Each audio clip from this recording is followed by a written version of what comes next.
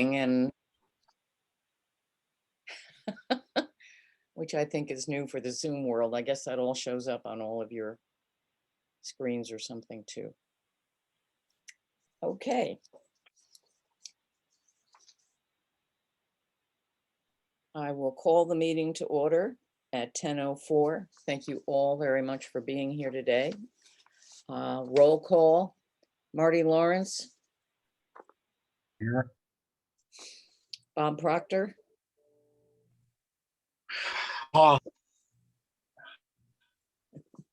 Kate Tyrion. Present. Howard Buchanan. Here, thank you. Kurt Vaughn. Here. Goody, I didn't see you around. Oh, there you are, your beautiful butterfly / moth. And I am here too also, Carolyn Schaefer.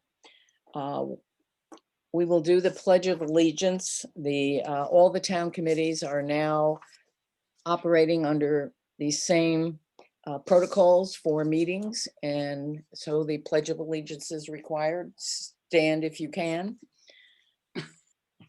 And I will read the Pledge of Allegiance. I pledge allegiance to the flag of the United States of America and to the republic for which it stands, one nation under God, indivisible, with liberty and justice for all. Thank you. The first item is correction and or approval of minutes from the May 13th, 2021 meeting. Do I have a motion to approve? I'll move. Kate. Thank you, Kate. A second? Second, Kurt. Thank you, Kurt. Kate moved, Kurt seconded, approving the minutes of the May 13th meeting. Is there any discussion? Hearing none, all in favor? Say aye, raise your digital hand. Aye. Aye. Aye. Any opposed? Hearing none, the minutes are approved unanimously. Are there any people who wish to give a call to the public participation?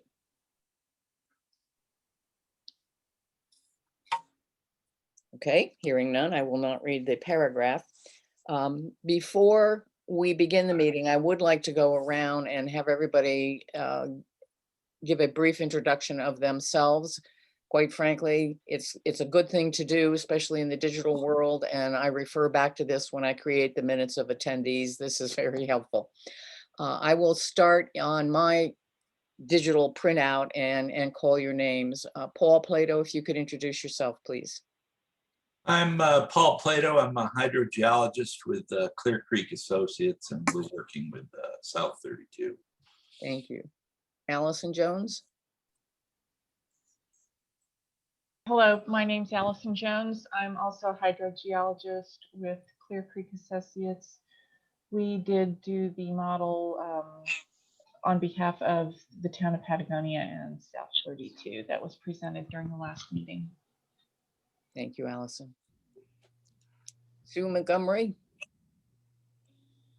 Hello, everyone. My name is Sue Montgomery. I'm a water lawyer, and I work with Para in private practice out of Phoenix with the firm of Montgomery and Interpreter. Hello. Thank you, Sue. Doug Bartlett. Yeah, hi, I'm Doug Bartlett. I'm a hydrogeologist with Clear Creek Associates, part of the Clear Creek team. Thank you, Doug. Mary Tolina. Hi, I'm Mary Tolina, and I have property and a well on Hartshaw Road. Thank you, Mary. Melanie Lawson. Morning, Melanie Lawson. I do community relations for South 32. Thank you. Laura Locker.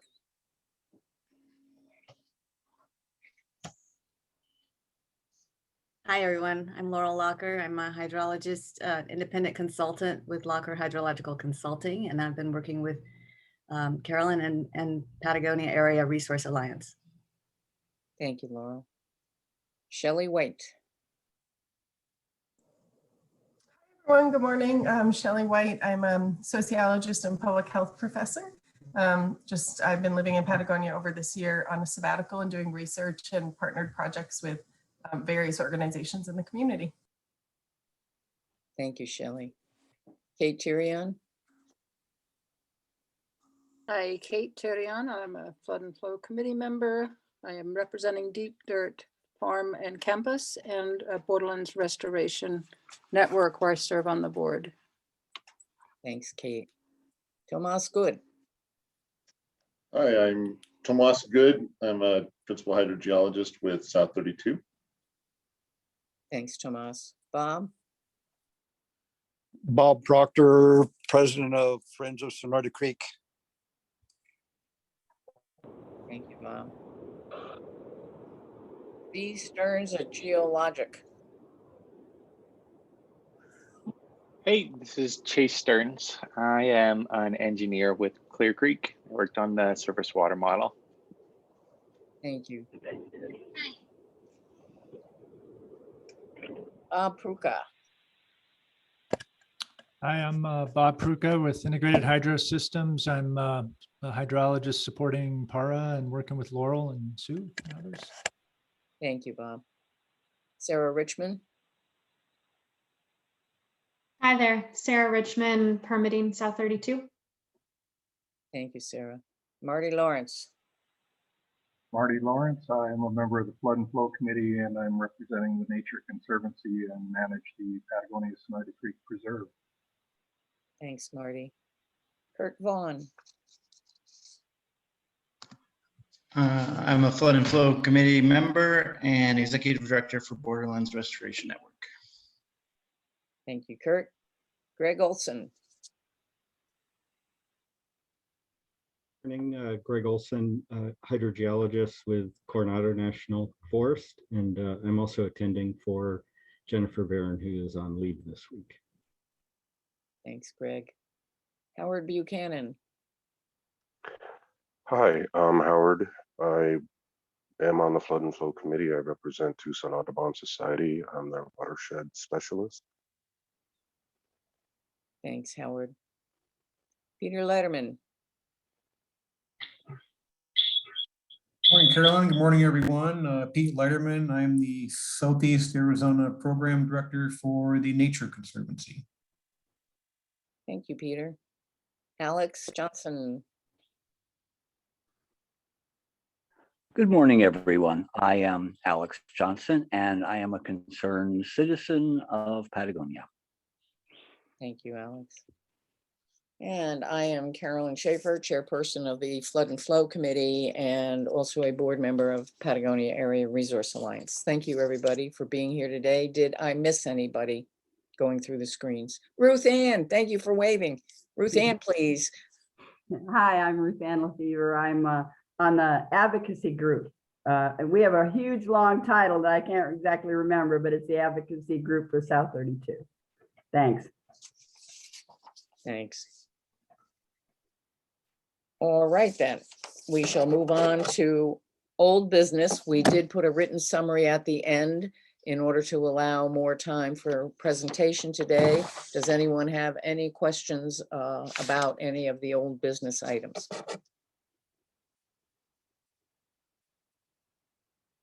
Hearing none, we will move on to the new business portion of the agenda. The first item is discussion and possible action to discuss revisions to the town's general plan and request a meeting with the town council. Background on this for those attending the meeting today is the town's planning and development committee has forwarded proposed revisions to the town's general plan. And there will be a June 15th workshop meeting of the town council and the planning and development. I'm proposing that the Flood and Flow Committee discuss the general plan at its July meeting and possible revisions, especially with respect to the section on water. And that we advise the town council, we have started that process. And this committee will be requesting a workshop meeting with the town council, possibly as early as August, to discuss any revisions we may or may not have as this committee to the town's general plan. So with that, I open it up for discussion with our committee members, please.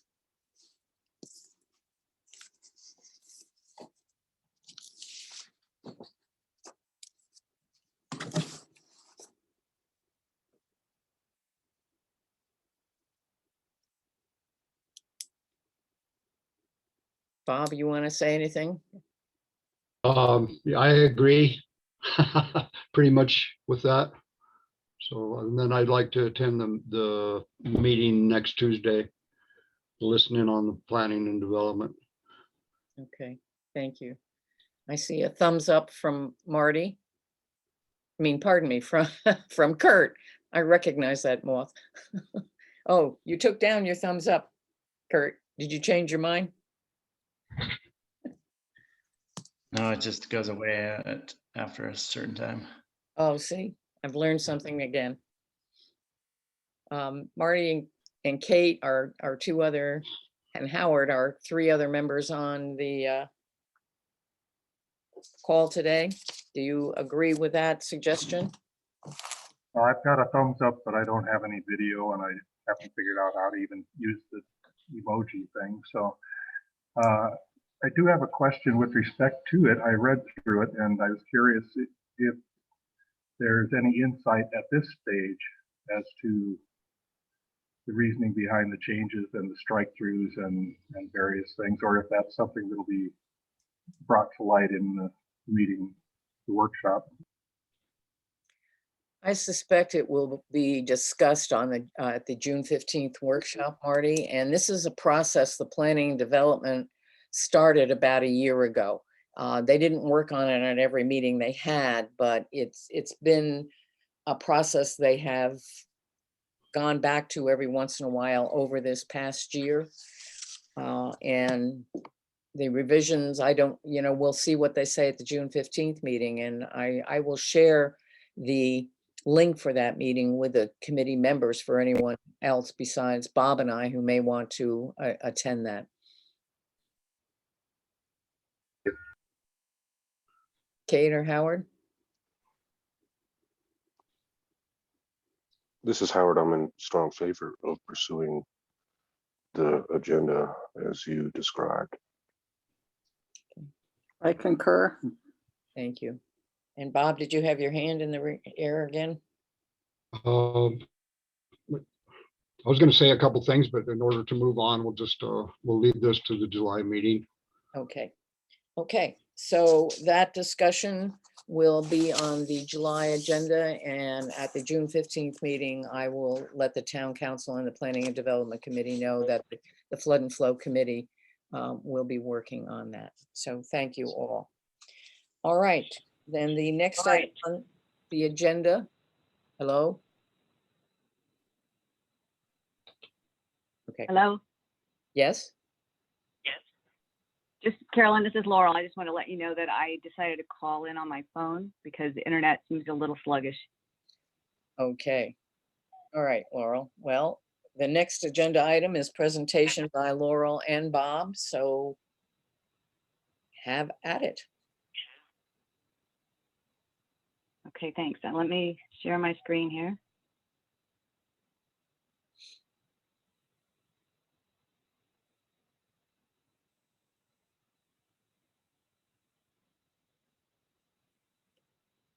Okay, hopefully everyone can see my screen. I can't there. see you at the moment. Okay, thanks, Claire. Screen is up. Okay, all right. Well, thank you for having us today. Bob Pruka and I are going to be sort of co-presenting today, mostly me, but he may chime in at times.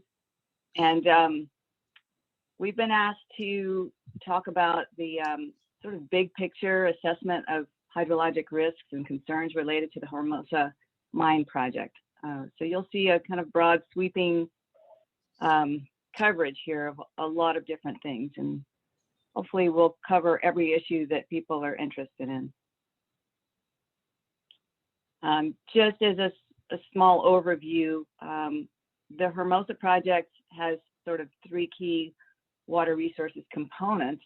One is this dewatering, which involves pumping from deep underground to evacuate the mine workings underground and to support mineral extraction. So there's an initial phase to evacuate the tunnels that are there, I guess, and then also ongoing pumping to make sure those tunnels stay open and dry during the course of the mine life.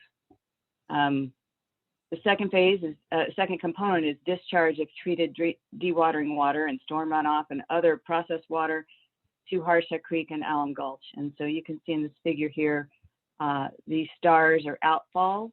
Outfall 1 is on Alum Gulch. Outfall 2 is on Harsha Creek, tributary to Harsha Creek, just to get you oriented. And then there's mine closure and what happens after that. And depending on how long the mine operates and pumps from deep underground, there could be a long period of groundwater rebound.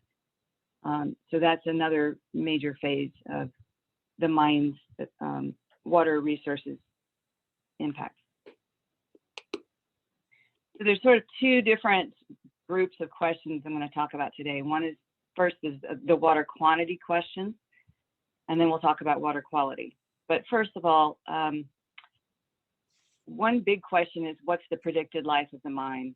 We see the 30-year period discussed in many documents, but it's pretty clear from history that mines often go much longer than their initial 30-year planning period. And so that's a big question here. And then what's the predicted impact of mine dewatering and post-mine recovery of groundwater? What's the aerial extent of that impact? And how is it going to change groundwater levels in the shallowest aquifers? And this is important because many wells in the Patagonia area and streams are connected to the shallowest aquifer. Will there be changes in spring and stream flows?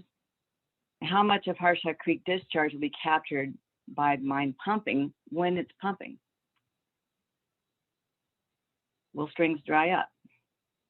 How will dewatering, pumping, and or Harsha Creek discharge affect Sonoyta Creek?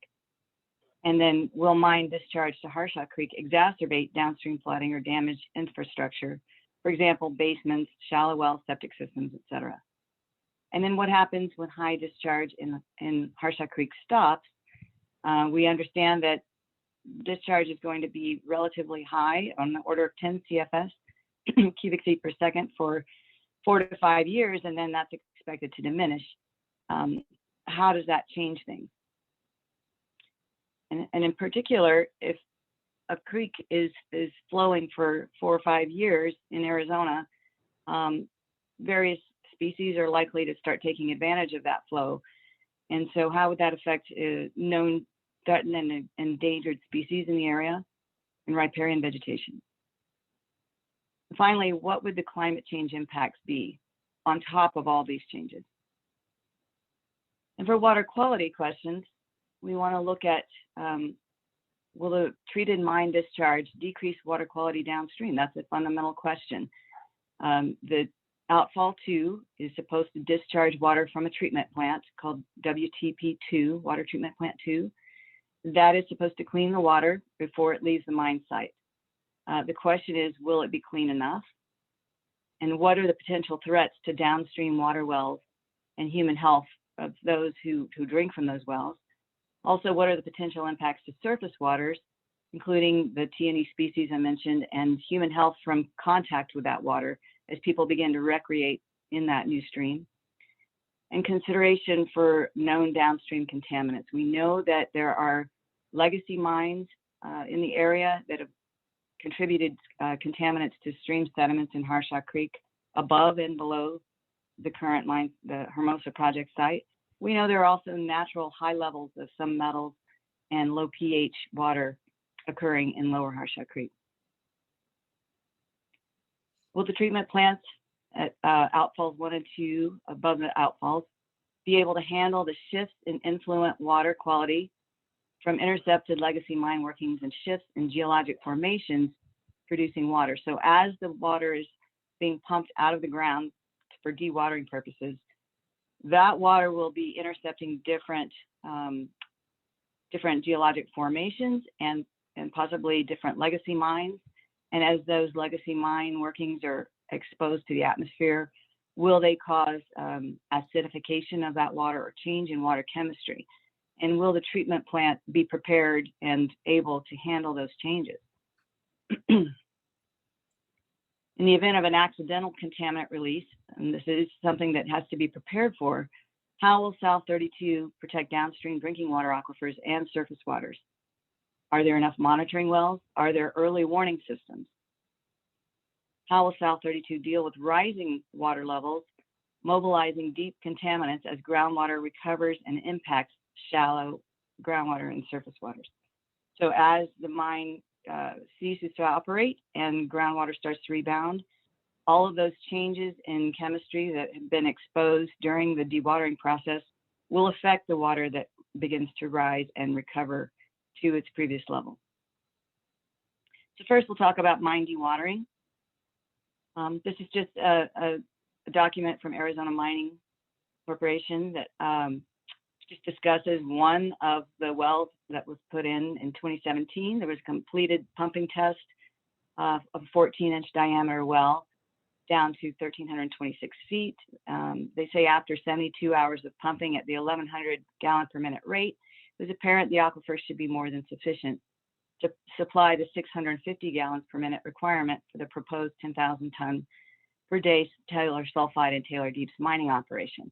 So here's a sign of what the next phase of pumping might look like after the initial 4,500 gallons per minute of dewatering. There was a mention of 650 gallons per minute. It's important that we understand what's going to be happening after the initial 4,500 gallons per minute rate declines. This quote further goes to say that the pattern and small degree of drawdown suggests that the bedrock aquifer is extensive and contains a significant amount of groundwater. Monitor wells around the proposed operation were largely unaffected by pumping, indicating large capacity of the aquifer. So because the aquifer is quite large and quite transmissive here, what does that mean about the initial dewatering predictions? Are they correct? Is it going to take longer than 4 years? Might it take more than 4,500 gallons per minute to actually accomplish that? These things are largely unknown at this point. South 32 has conducted several aquifer tests.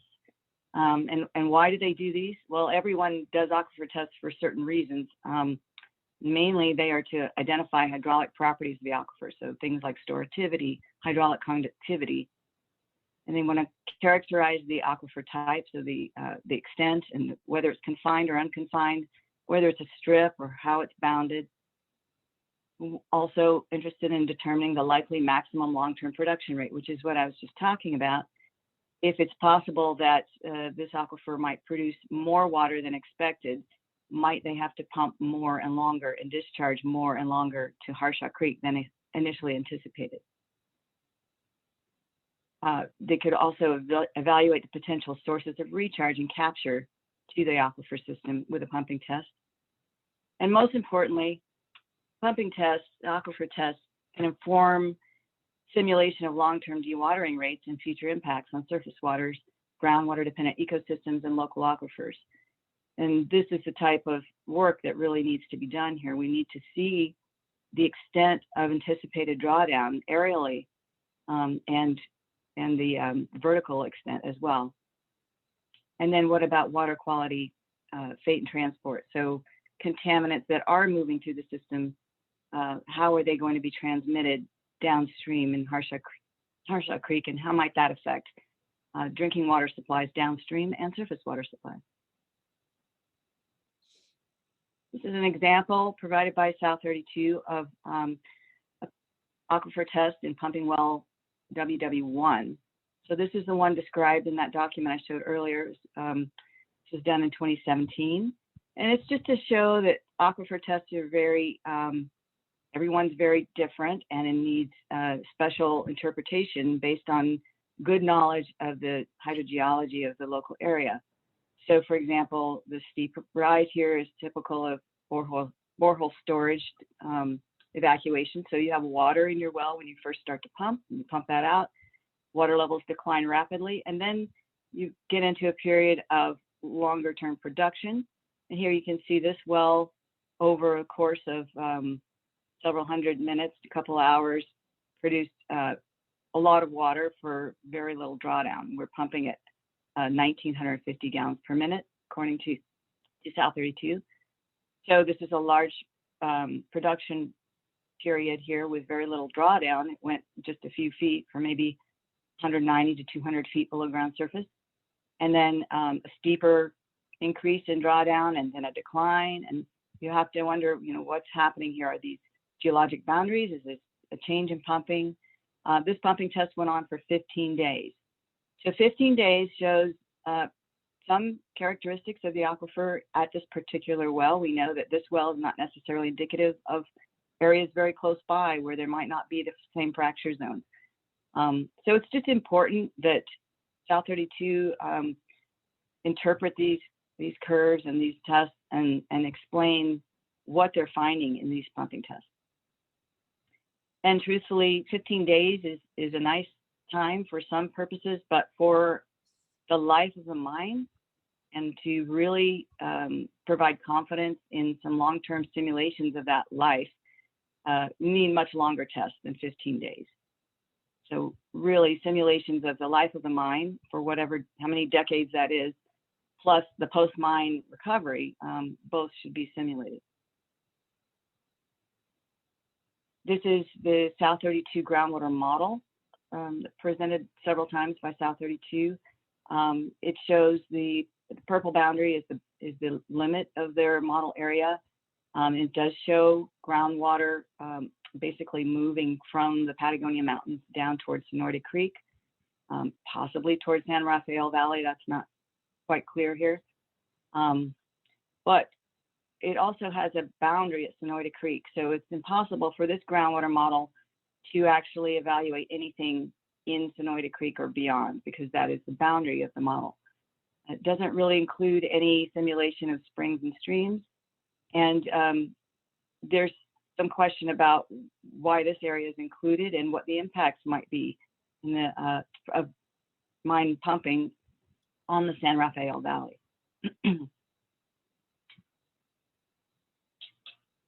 This is the preliminary impact simulation for South 32's exploratory drilling. I stress the word preliminary here because this diagram, this result graph, has been put out by South 32 for quite some time. And we know that there have been more aquifer tests done. We're looking for any more updates and long-term projections rather than this very preliminary hydrologic modeling that shows, you know, a discharge of 3,270 GPM, which is different from the 4,500 predicted. It shows an area of groundwater rise in bedrock that seems somewhat unrealistic around Harshaw Creek. These things we believe are being updated, and we'd like to understand what's being learned from these aquifer tests that are being conducted. I want to mention faults and springs here. Springs are a big component of groundwater dependent ecosystems in Patagonia Mountains. And South 32 has taken a lot of care to characterize many seeps and springs in the area. They've developed a good database of that. But the question really is, what happens when the mine starts to pump from this area? If you're pumping a deep system, is that going to impact seeps and springs in the area that depend on some groundwater and some surface water? As of yet, we're unclear on that. We don't know much about the formations underneath the mine area and which ones of the wells are going to be targeting, dewatering wells. So this is important information to understand. Also, faults play a major role in the hydrogeology of the system. There is a Patagonia fault or mountain front fault here that appears to provide a good barrier to flow directly into Sonoita Creek from the Patagonia Mountains. However, there are impacts of that fault. It may shunt water to the northeast or southwest. We don't understand exactly how that flow occurs. Or this fault scar here, the Harshaw Creek fault, which is believed to be a conduit in many areas, might that convey groundwater across or under Sonoyta Creek, and provide some communication from deep pumping to affect Sonoyta Creek. This is yet undetermined, but big questions need to be answered here. So there are environmental flow concerns. I mentioned threatened and endangered species. Also, riparian habitat is a big deal. I mean, obviously in Arizona, we're a water scarce environment. Adding water to the environment can be helpful. It can help stimulate the development of riparian habitat. It can also stimulate a lot of recreational use of that water. So how that water is treated and how safe it is for humans and plants and animals to consume is very important. This is just a map showing critical habitat in the speckled covering here, and then important bird areas shown in the bright green boundaries. And so the entire Patagonia Mountain area, much of Sonoyta Creek, is considered very valuable for many reasons, for threatened and endangered species, as well as just very dense bird populations. This is from the Federal Fish and Wildlife Service. There are 3 major critical habitat designations in this Patagonia Mountains area. Most notably, the recent final decision on the yellow-billed cuckoo assigned critical habitat to all of Harshaw Creek and most of downstream on Sonoyta Creek. Critical habitat for the jaguar is the entire area. Same with Mexican spotted owl, all of the Patagonia Mountains. So these environmental flows are very significant here. We have some major outstanding questions about the dewatering. What's the extent of the formation to be dewatered? I mean, does it go far under the Sonoyta area, for example, or where does it go and how deep? What evidence does South 32 have that 4 years at 4,500 GPM will suffice to dewater the mine workings? What are simulated impacts to groundwater, springs, and streams of long-term, that means multi-decadal, mine dewatering, presumably at some lower rate, maybe 650 GPM, maybe something else? What are the long-term implications? And what uncertainty is associated with the simulated projections? And finally, how will climate change affect those conditions? I want to discuss in a little more detail the mine discharge to Harshaw Creek and Allen Gulch, focusing primarily on Harshaw Creek. We identify 3 types of risks for downstream areas. Contaminant transport is one, rising groundwater levels is another, and then flooding, which is connected obviously with rising groundwater levels and surface flow. This is a table I made for the Aquifer Protection Permit comments on the draft Aquifer Protection Permit for South 32's Hermosa project. I wanted to show this because it illustrates some key points about water quality coming from the mine. First, let me say this is the EPA Safe Drinking Water Act standard here. This is the primary maximum contaminant limit, secondary MCL here in this column. This is the Arizona Aquifer Water Quality Standard in this column. So these are the standards for many of the contaminants listed here. This is a whole suite of parameters discussed in the draft APP, in addition to some that weren't mentioned in the draft. The yellow color signifies that this limit exceeds the EPA primary MCL. The orange color indicates that that limit exceeds the secondary EPA MCL. So those are these columns here, primary and secondary. This is the draft APP compliance monitoring for outfalls 1 and 2. So these are the discharge points on Allen Gulch, that's number 1, and Harshaw Creek is outfall 2. They're the same limits in the draft permit. But you can see for many of these constituents, there's no limit. It's strictly an order to monitor. But in some cases where they're told to monitor, there are actual numeric limits. For Arizona, water quality standards and or EPA. So for example, radiation, radioactive substances, gross alpha and radium-226, they're required to monitor here, at least under the draft permit conditions, they would be required to monitor these things at the outfall to Harshaw Creek, but there's no limit. Even though there is a limit in the POC2, which is a groundwater well in Alum Gulch just below outfall 1, that one does have a limit. Why is there no limit here? The EPA and the Arizona standards are the same. It's 15 millirems per liter per second, sorry. Same with uranium. Well, actually uranium's a different story. There are no limits, not discussed in the APP. It's not a limit in the Arizona Aquifer Water Quality Standard, but there is a limit for EPA Safe Drinking Water Act standards. So there's a question about why these are not equal, but should drinking water downstream of outfall 2 be protected? It should be. So there should be a limit here for this aquifer protection permit discharge. Likewise, several of these exceed, arsenic, for example, exceeds the EPA MCL, but it meets the Arizona standard.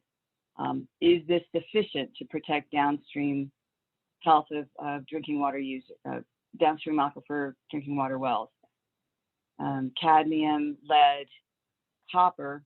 Copper is another one where there's no requirement, no numeric requirement for compliance, but there is a primary MCL from EPA Safe Drinking Water Standards. So there are many questions about the safety of the proposed discharges from these outfalls and how they're going to be monitored. And you can see here the monitoring frequency is suggested at 6 months.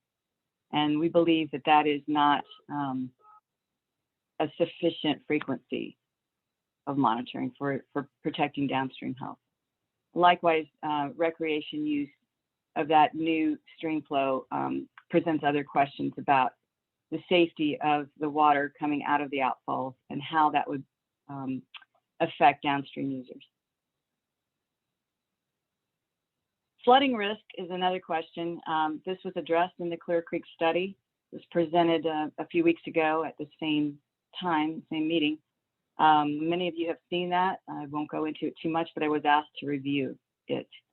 So I'll just say that there were 3 separate models used to examine a very specific single question, which was how much would 4,500 gallons per minute or 10 CFS of flow for 5 years added to the mouth of Harshaw Creek, meaning just at the confluence with Sonoyta Creek, affect downstream surface water flows and groundwater levels, so downstream of Harshaw Creek confluence. These are the 3 models that Clear Creek used. One was a groundwater model of rather limited extent here. You can see that it really focuses on the Sonoyta Creek drainage. There's no simulation of the Harshaw Creek drainage here above their boundary. These are the recharge boundaries that are determined by another model called PRISM, and they are constant along these shaded areas. So everywhere there's a single color, that's a constant rate of recharge to the groundwater system. You know, realistically, recharge doesn't quite work that way. It usually is concentrated in specific drainages as it is in Harshaw Creek. But the general model showed, you know, flow down the drainage of Sonoyta Creek.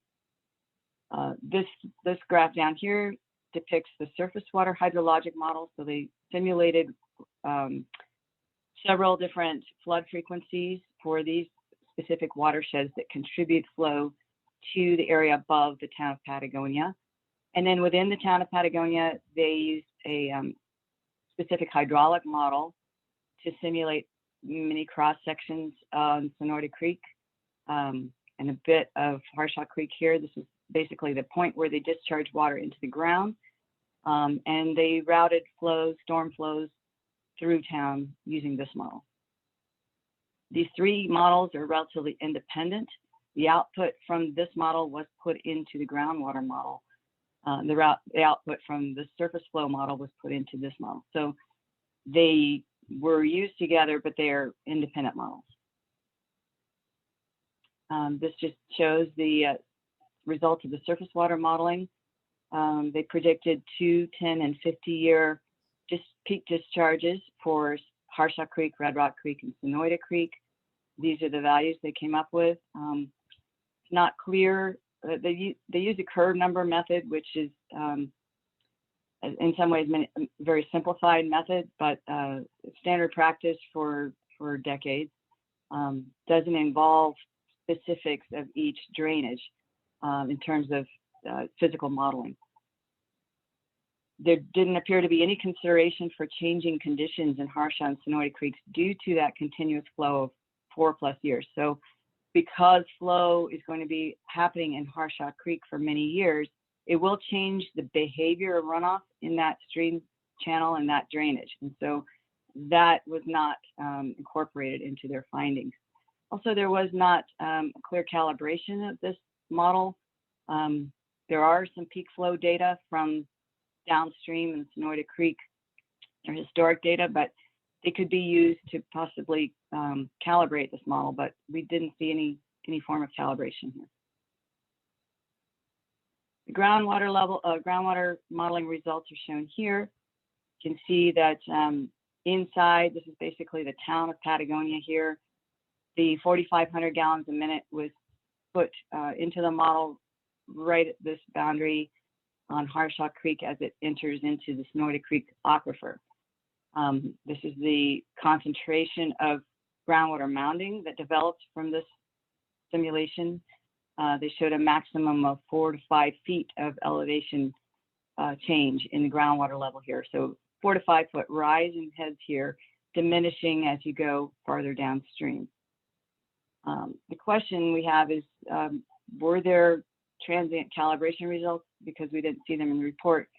And was there an attempt to calibrate changes to groundwater levels, changes in groundwater levels to changes in stream flows? I guess the question is, how do you decouple known variations in groundwater levels from natural events from changes in groundwater levels due to pumping?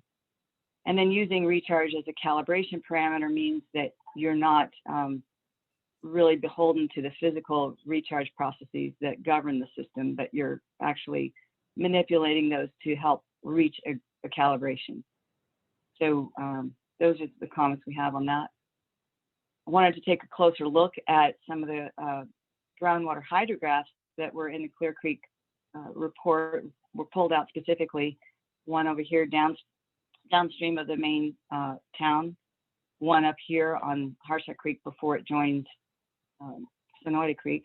And this one in particular, I wanted to make a note of. That's shown in this graph here. This hydrograph shows a plot from 1950 to 2020. Oops, let me go back. I just wanted to point out that there is a 32-foot rise in groundwater levels here. This is a historic rise in 1967. This is the one on Harshaw Creek, the graph I just showed a moment ago. I'm going to flip back here. This is this well here. The blue is this well here. Now I'm going to go back, give you a moment for the graphs to catch up. So looking at this 32-foot rise and comparing that with the 4 to 5 foot simulated rise that Clear Creek predicted over 4 to 5 years, it's important to understand what could cause this type of sudden change in water level in this aquifer. Was this because of a change in pumping or a change in storm events? Was it storms only on Harshaw Creek? It's hard to understand without more information. Taking a look at the downstream hydrographs from that time, 1967 was a rather unremarkable year in terms of large storm events, but you can see there was a higher density of smaller storm events leading up to that period. Could it be that this 32-foot rise was a product of basically just an increased density of smaller storms? That's important because small storms were not really the focus of the Clear Creek modeling. They looked at 2-year return intervals as the shortest frequency of storm. And then, but maybe it's more important to look also at very short duration storms, maybe 2-hour, 6-hour storms and how those things might change with a wetted up Harshaw Creek environment. Really, the issues that were not covered by the Clear Creek study are of great importance. Like the changes in Harshaw and Sonoyta Creeks due to years of continuous discharge. These elevated groundwater levels under Harshaw Creek in particular, where the alluvium is very shallow, and the wetting up of the stream bed are going to help convey flows much faster downstream than they would without those conditions. Mobilization of contaminants through Harshaw Creek, we understand that storm flows will be conveyed more easily from upstream in upper Harshaw Creek down through lower Harshaw Creek because it's going to be wetted up already. It will make mobilization of contaminants from those legacy mines in the upper part of Harshaw Creek more readily transportable. What are the effects of discharge from WTP2? That's the outfall on Harshaw Creek on smaller duration, high frequency events like 2-hour storms, for example. These are the monsoon events that are going to hit with high intensity but short duration. And these are the ones that will be very readily conveyed in a wetted up Harshaw Creek. What are the effects of climate change on top of all this? In some areas, climate change is anticipated to intensify storm events. Even though there'll be fewer of them, there might be more rain in a shorter period of time. So it's important to understand how that might affect the runoff in Harshaw Creek. And then what are the long-term dewatering and discharge interactions? If they're pumping while this discharge is going on, how are those two things interacting? And then what are the chances that discharge is going to continue for more than 4 to 5 years? The Clear Creek model shut off all recharge at the model boundary, the groundwater model boundary, after 5 years. But there seems to be a good chance that discharge will continue at some level for many, many years to come. And then really, what is the potential impact of accidental releases from the mine? This is what the aquifer aquifer protection permit is designed to address. So it needs to be understood if there is a release either at the surface or in the groundwater system, what's the fate and transport of those contaminants downstream? Also, is the new discharge to be added to Harshaw Creek likely to cause sediment erosion and transport facilitated by that discharge? This is a graphic from the South 32's Aquifer Protection Permit application. It shows the predicted discharge impact area in red here, in blue. So this is all of Harshaw Creek below the outfall 2, and also some in Alum Gulch. And the pollutant management area indicated here in pink with a conceptual point of compliance here in orange. This is the preferred, this is the suggested designation for these things in South 32's application. So these were more or less adopted in the draft permit that we reviewed, and there's an assumption that any discharge from outfall 2 will dissipate and infiltrate completely before it hits Sonoyta Creek. There's no planned development of a monitoring well here. There's actually no planned development of any monitoring wells on Harshaw Creek. So this discharge impact area was developed based on a few points in Harshaw Creek that were infiltration was measured basically over a 3-day period in 1 October. So one point in time. There's really no consideration of the changing hydraulic effects in this creek from the wetting up that we've been discussing. And there's no consideration of groundwater feedback as the aquifer in Harshaw Creek alluvium fills up. So we feel that this is an underrepresentation of the amount of the extent of flow that will be coming down Harshaw Creek and moving through the town of Patagonia. The integrated modeling work that Bob and I did for PARA shows some different kinds of results. Many of you have seen this before, so I'll go through it quickly, but we modeled the entire Sonoyta Creek basin here, shown in the dark brown boundary. So rather than focusing just on a narrow area above Patagonia, we're simulating the entire basin from mountaintop to mountaintop. These groundwater level contours are developed from actual groundwater level data from DWR's GWSI and Wells 55 databases. These represent initial conditions for the model that we did, and that model, integrated model, the integrated term refers to the fact that it simulates both surface water and groundwater and everything in between in the vadose zone in one single model. So there is one model that includes feedbacks between the two different, the groundwater and surface water systems, for example, as the simulation progresses. And we use these transient groundwater level data to calibrate the model. This is an example of the surface water calibration process we used for the integrated model. Now we understand there are no active stream gauging stations in this entire watershed at this point, at least not publicly available data. So it's difficult to calibrate, except based on historical data in some cases. We use the TNC Nature Conservancy's perennial flow reaches map as a guide. You can see here these lighter colors indicate areas of high groundwater levels reaching the surface in the stream. So there's a good connection between this map and these points here and these red areas here that indicate perennial flow.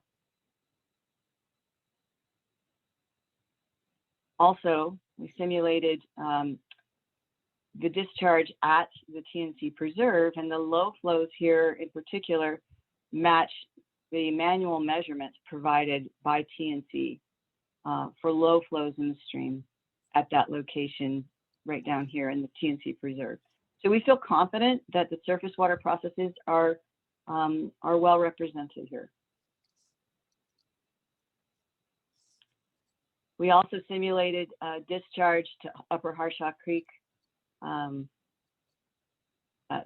the effects of the wastewater treatment plant discharge to Upper Harshaw Creek, really should be Lower Harshaw Creek, and at the Patagonia Sonoyta Creek Preserve. So this is the simulated flow that I showed you at baseline conditions. And then when we add the 4,500 gallons per minute from outfall 2, that curve jumps up to a higher level. Interestingly, it jumps up by more than 4,500 GPM, which is the amount of water being added to the stream is actually, you get more than that out of the simulated flow here because there are additive effects, as we discussed, with groundwater feedback and wetted conditions in the stream. So the integrated model says that discharge at the preserve increases flows by more than 10 CFS, and that precipitation from typical storm events runs off the land instead of infiltrating into the alluvium because it will quickly be filled with groundwater and reject that infiltration. And this shows that nearly all of the discharge from outfall 2 directly translates down Harshaw Creek and actually through the town of Patagonia.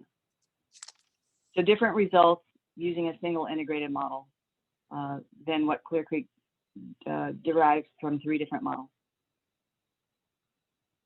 The full basin integrated modeling suggests that flow will move through town, and so we have to look at the impacts of groundwater on groundwater of that flow. And we already discussed some of the water quality issues that exist here. There are many shallow drinking water wells along Harshaw Creek and in Patagonia, and I don't want this to be lost on anyone. There are 2 drinking water aquifers below the outfall 2. So these need to be protected with drinking water standards and compliance to those standards. So this aquifer here, we'll take a look at some of the wells in this area and some of the wells in this area. This is the Sonoyta Creek alluvial aquifer. You might recognize some of these locations. These are the Wells 55, ADWR Wells 55 identifying numbers for these wells. And I just wanted to point out that some of these have historic water levels as shallow as 10 feet. They exhibit rises of 23 feet here, 28 feet here. This is over a period of 1982 to not quite 2000. This is over a period of 1982 to 2015.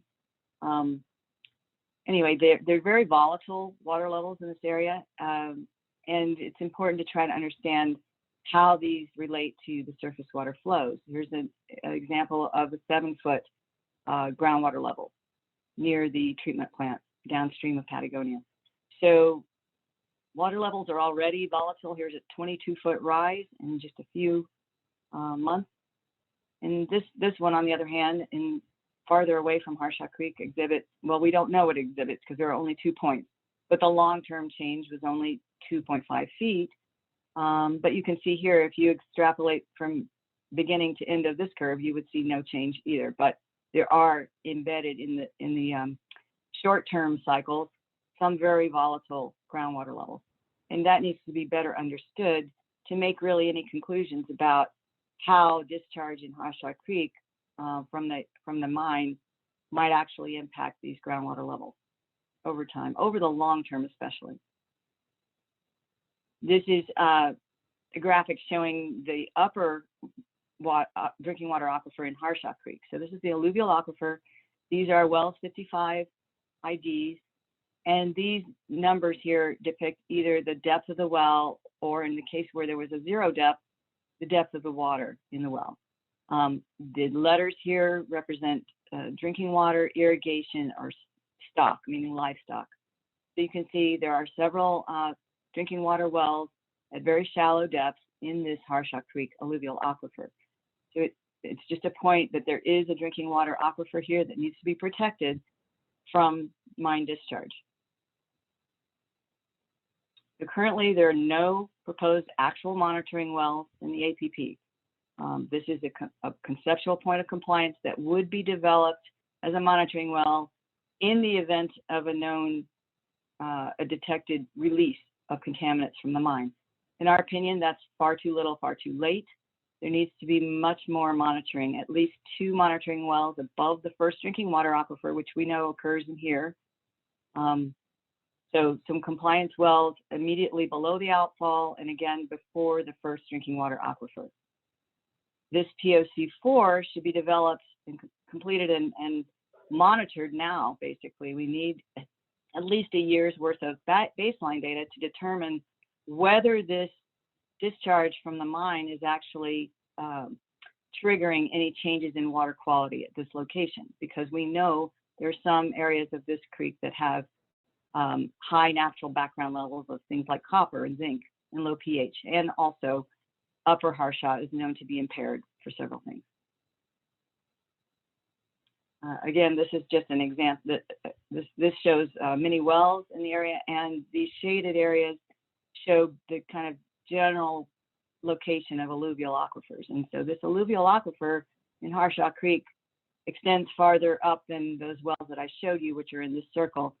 But there were no drinking water wells above this point. So I recommend points of compliance, additional points here and right at the outfall, which is technically required. There needs to be a point of compliance within the property boundary, as well as developing POC4. Contaminant mobilization, well, we've already touched on that. Basically, this is a quote from Sean Shragtoso's thesis, just saying the alluvial veneer in the Harshaw Creek drainage drains directly into the town of Patagonia and is thus likely the primary hydrologic unit facilitating this connectivity between the mountains and the alluvial basin. Mountain front recharge from Harshaw Creek drainage is key to groundwater recharge within the basin. So there's a good connection between flows in that alluvial aquifer in Harshaw Creek and downstream groundwater. We know there are exceedances for copper and low pH in upper Harshaw Creek here. This is from the ADEQ EMAPS. This is from NextGen's Sonoita Creek watershed story map. And they're showing, again, an area of high copper and zinc measured in lower Harshaw Creek here, around the same area where those drinking water wells are. The U of A environmental engineering department did a study here to examine the source of poor drinking water quality in some wells on Red Rock Ranch. And they found that the sulfide-rich bodies characterized by anomalously low resistivity is a likely cause. So there's some natural high sulfide minerals in the deep groundwater system here. Upstream along Harshaw Creek, the Rocking Chair Ranch has potable water well. However, 500 meters away, it's acidic and contains elevated concentrations of dissolved metal. So we know there are variations in the local groundwater here due to some natural contaminants, which appear to be fault derived from the deep sulfide unit that is actually a target of South 32 mining operations. So it's important to consider that there are already some high levels of contaminants that could be mobilized once additional flow is put into Harshaw Creek. We know that at least one of the town's wells in Patagonia has sulfate concentrations that are at or above the EPA secondary maximum contaminant level of 250 milligrams per liter. This is from a 2005 study by GU showing repeated samples in the 216 to 309 range here. So we know that the town of Patagonia's drinking water well here is already pretty much maxed out for sulfate. Any additional sulfate that's contributed to this system is going to significantly degrade the quality of the drinking water in that aquifer. The conceptual model for this whole system is shown in this graphic here. So really, it's important to understand the entire big picture. We know that there are contaminants in the upper Harshaw Creek that could be mobilized by storm events and translated downstream into lower Harshaw Creek, and that translation of contaminants would be facilitated by long-term discharge from the mine. We know that there are already some high areas of high metals and low pH in this system that could also be more mobilized by additional flow in the system. We know there are 2 drinking water aquifers here that need to be protected. And we know that there's a perennial reach on Sonoyta Creek that's currently related to Patagonia's wastewater treatment facility effluent and shallow bedrock that forces groundwater to surface. How are all these flows going to be affecting this reach that is very high value ecologically and contributes to a very high use recreational site down in Patagonia Lake? It's important to incorporate all of these issues together in a single model, we believe, so that fate and transport, surface water and groundwater are all incorporated in the same model. We really need to, yeah, that's what I said. Added discharge in Harshaw Creek needs to be evaluated with an integrated model. Okay, so finally, just want to leave you with this, this graphic here from South 32 that depicts the groundwater, the pumping wells at South 32, dewatering wells.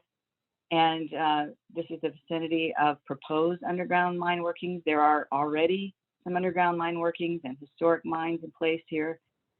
We know that groundwater is generally translated down from the mountains to the valley. We don't know the details of how it moves around this restricted flow intrusion here at Red Rock Mountain. But we do know that eventually groundwater makes its way to the valley. The question is really what happens when this groundwater is evacuated from the mine workings. A deep cone of depression in the water table is formed. This is a sketch of just some potential future groundwater level. We don't know what it is. We don't have any long-term simulations. We don't know details about this area or the pumping that's planned.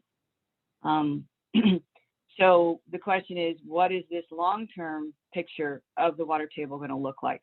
Will water table in Sonoyta Creek aquifer be lowered? Will it rise and then lower again? Will it rise again after that? These details need to be ironed out. They're very important for understanding how this mining operation affects downstream aquifers and human health and the health of riparian systems and dependent species. I'm going to leave you with a couple of recommendations. I think it's clear now that you know that I believe and Bob believes that we need to model this entire system, the complete system, groundwater, surface water, and Veda zone over the lifetime of the mine and for post-mine recovery. So we need an integrated model of that. We need to evaluate long-term dewatering impacts of surface water flows and groundwater level on surface water flows. We need to evaluate the fate and transport of contaminants discharged from the mine, whether they're permitted or accidental. We need to predict post-mine changes to the riparian systems and drinking water aquifers. What happens when you take away the 10 CFS that's built up a riparian system and that riparian system is dewatered? How will that affect T&E species? How will it affect drinking water aquifers? How will the rising deep groundwater that could potentially bring new contaminants up with it affect drinking water aquifers as well? And then finally, evaluate the impacts of climate change. That needs to be done on top of all these other questions. Most certainly, there needs to be more monitoring to protect downstream waters. We believe there should be an early warning system installed with monitoring wells at the Hermosa property boundaries. So in this case, we would recommend daily monitoring, not 3 to 6 months between samples, for key indicators like pH, specific inductance, hardness, and metal, to let us know well in advance if there is going to be any kind of release, unexpected release from the mine site. We believe that the POC4 monitoring well should be installed now down at the mouth of Harshaw Creek to provide baseline data for at least a year so that there can be some reasonable simulations made. We don't have the data to make a very good guess right now about how dewatering and discharge to Harshaw Creek are going to change things because we don't have good baseline data. We also need these data to provide early warning of any contaminants that might be mobilized between the mine and Sonoyta Creek, so from lower Harshaw Creek. That needs to be monitored with this POC4 monitoring well. There's a desperate need for stream flow gauges in Harshaw Creek for two purposes. One would be early flood warning, so there could be some in the higher reaches of the creek, but also for long-term model calibration, as discussed earlier. Without flow information, it's very difficult to calibrate the models, and it's important to have a model that's reliable, believable, and less uncertain than it would be without those data. And that concludes my presentation.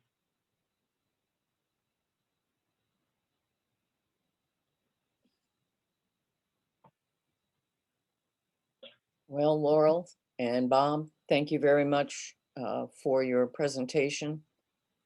It is clear to me that this community needs a lot more information about South 32's proposed mining activity. I would also add that with the additional monitoring and increased frequency, which I do see as critical, that there also needs to be a definition of what would be the actions if this, that, or the other thing does happen. And there also needs to be some discussion about compensation for potential damages. That's my reaction to this. I also, as I watched all this and we introduced ourselves at the beginning, I suspect that we have a higher percentage of well-qualified hydrologists in attendance on this call than one usually sees in a gathering of people, except at one of your conventions somewhere. I do want to give people an opportunity if they have any, I want to say questions, but at the same time, I don't think this is going to be possible for a discussion, but I also don't want to say, everybody stay quiet. So I do open it up for any comments or questions that anyone might want to make, except I will again repeat, this indicates that there is a lot more questions than there are answers. And the July meeting of this committee will be a beginning of a discussion of what is the existing monitoring and what does this committee want to see as the monitoring that needs to happen. So I open it up to anyone who may want to make a comment or have a question. And Laurel and Bob, again, thank you for your presentation. You have heard, all of you have heard me say in every one of these meetings, water is life. And it is the thing that we have to preserve.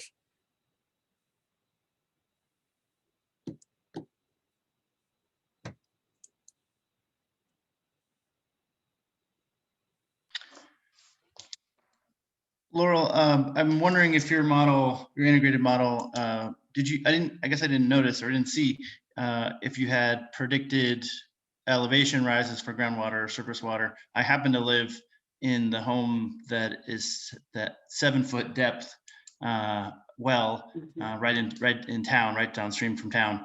And so obviously the 2-foot rise that the previous model presented was that the house I also live in has a septic system. So 2-foot rise is already pushing the limits of what I feel a little bit comfortable with. And I'm wondering if, since you showed more CFS downstream at the preserve, if you also predict, I would assume that you're predicting a higher level of increase within town limits.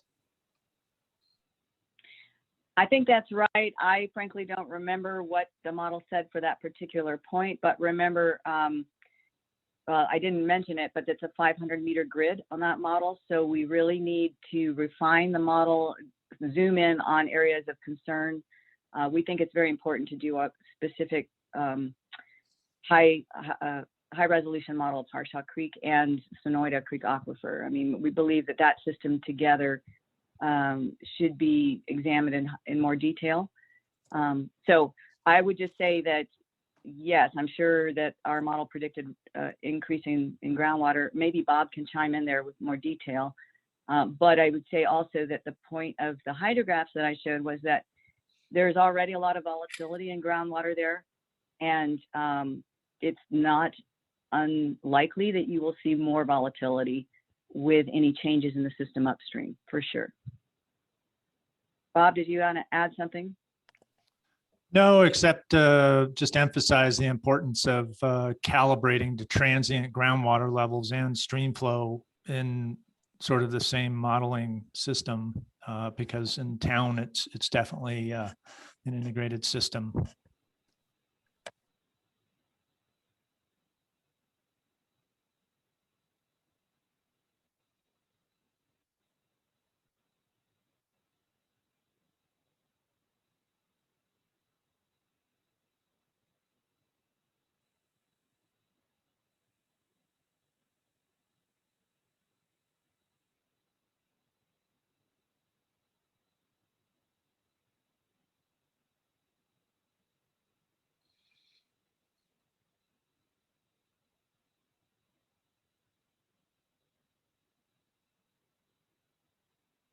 I am not hearing any other questions. I suspect we all have a lot to think about, and the questions will come in the future, but I will ask again if anyone has any questions that they want to ask at this time or any comments.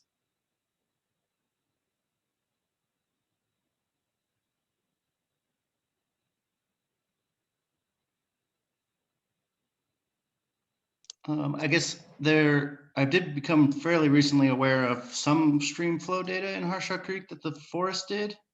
I noticed you mentioned that there wasn't any. It was between 2018 to 2020 that they took some data. If you want, I can send them. We requested those data and we did not receive those data, even though we asked for them. So we'd be very interested in acquiring those. Okay, well, I have them. I don't know if I'm supposed to have them, but I do. They're marked as provisional, but I can send them on to you since they were shared with me. Great, thank you. I'll get your contact from Carolyn. Greg, did you want to say something? Sure. I was just going to say, yes, we have released the information that we had on the flow on Harsha Creek at our monitoring station to individuals who have requested it. And we also are going to be putting these out periodically and making them available. And so I think that it has had some distribution in both contacts with the town and with the mining proponents. And so those data are going. We don't really have a platform for publishing information like this, but there's no reason why people can't request it and get it.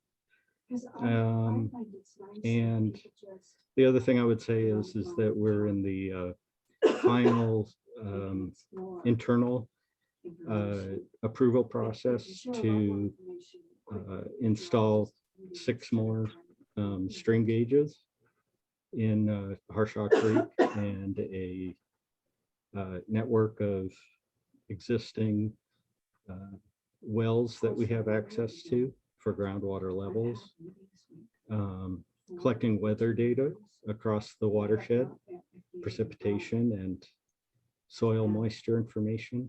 So it's going to be a fairly comprehensive monitoring plan. And like I say, we're in the process of getting clearance from biology and archaeology in order to do those installations. So as far as the time frame is concerned, we're anxious to get out there and get the instrumentation installed. And I'm looking forward to offering to have a tour to the public for people that want to go around and visit the sites as soon as we get them up and running, which I'm hopeful will be in the next few months. But I know people have been waiting for us to get it installed for a while, so we'll be done when we get there. Hopefully that's that day is approaching. Thank you. Jennifer Varon has sent me the flow data from the Harshaw Creek deal, and I've shared that with NextGen and Para and a couple others. So that should be most of the flood and flow committee members should have that information. I believe I forwarded that to everyone, but I can do it again, and I have it if I can find it. So.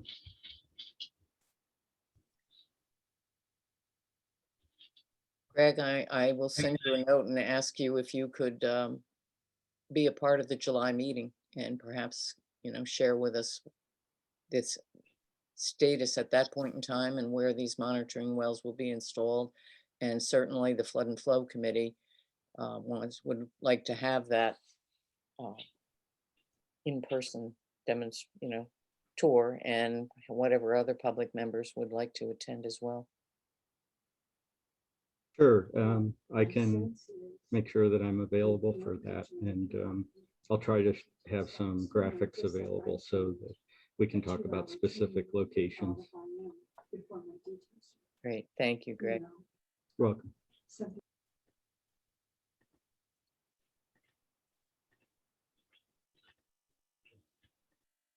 Would anyone else like to speak?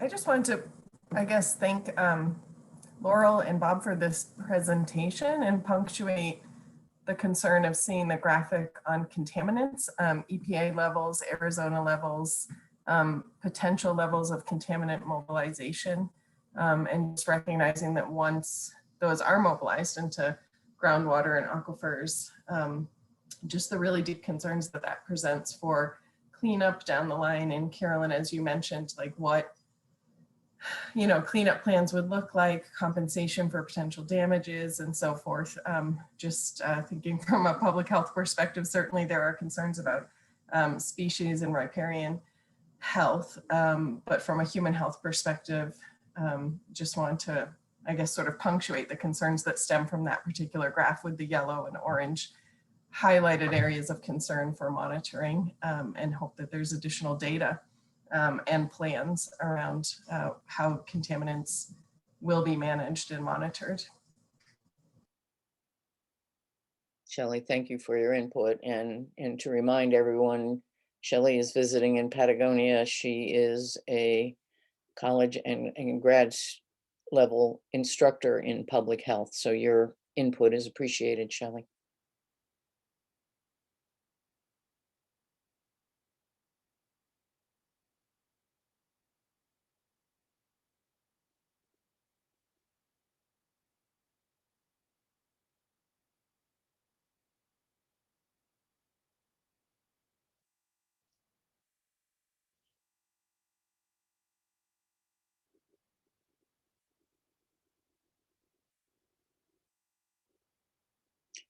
Well, I suspect everyone would agree that we have paused for enough time. Again, I think this is a lot of information. I know that I suspect there is deep reflection going on from everyone and participating in this call. So thank you for being here. And do I have a motion to adjourn?